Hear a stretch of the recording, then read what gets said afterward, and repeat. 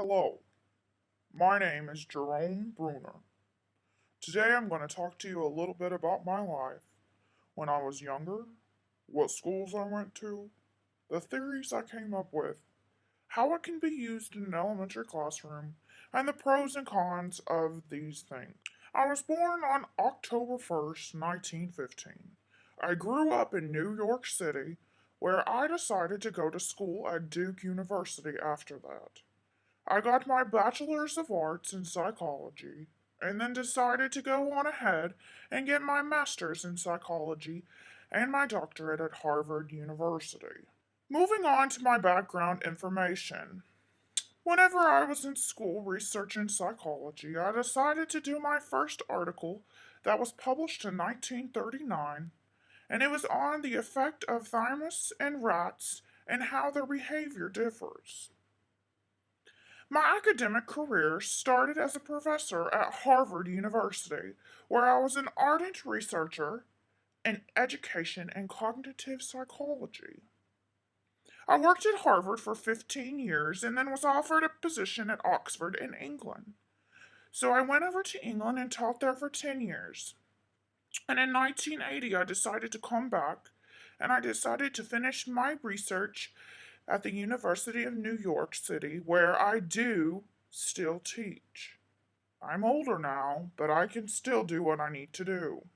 While I was still here in the United States before I went over to Oxford in England, I did help research during the Kennedy and Johnson administration with the President's Science Advisory Committee. Now, one thing I will tell you that I did do, and I'm pretty proud of, is in 1961, I founded the Head Start program and was a very, very, very important role in that. Moving on to my theories. The first theory, and one of the most influential, was in my cognitive psychology stages. I identified that sensation and perceptions are active processes rather than passive ones, and responses are interpreted by the organism or the person and the stimulus reaction. These happen externally and internally, and I can adapt and learn through personal experiences. The next learning theory that I did come up with and is closely identified with education, along with other books that I have written, but this theory is called the discovery learning theory. It states that learning is an active process where new information is learned based on prior knowledge. I came up with four principles in this. Children and people will receive the new information. They make hypotheses based on their personal experience.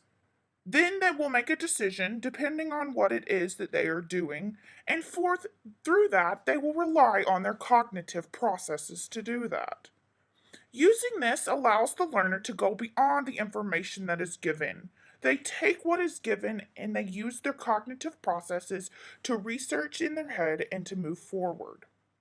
During this process, the teacher can facilitate and encourage students to establish principles themselves. Teachers can do this by asking open ended questions that allow the students to assess where they are in their heads. Learners construct new ideas or concepts based on their previous knowledge. This also is known as schemata. This discovery of learning theory and approach allows students to do two things and teaches them these things. Number one, it teaches them problem solving skills. And number two, it gives them a sense of security because of the ownership that they have had with it. For all you elementary school teachers wondering for ways to incorporate this in your classroom, I have three very good steps. The first way to incorporate it in your classroom is to allow the students to manipulate objects and use their previous knowledge to learn new concepts. The second one is to give students ownership of their learning. Allow the students to do what they do and be in ownership of it. And number three, let's actively engage our students in any type of learning that it is. I have already discussed the advantages and ways to incorporate it in your classroom. Along with everything else, there are some disadvantages. The disadvantages that could come along with this discovery learning approach would be that students could possibly have a cognitive overload. When students are given the chance to think too much and connect too many dots in their heads, sometimes it is just too much for them. The second thing that could become a problem with this discovery learning approach is that students might start having conceptual misunderstandings.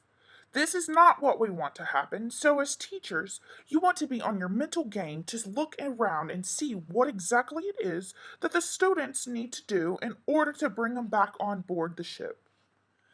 Now, if you do see that these conceptual misunderstandings are happening, you take the student, go back to the area where they most are familiar with and are most accurate on their knowledge, and then you move from there. Learning the advantages and disadvantages should give an appropriate outline to what materializes when students learn. Sometimes this approach might take longer, but the outcome allows the students to have ownership of their learning and in the long run will help students succeed more.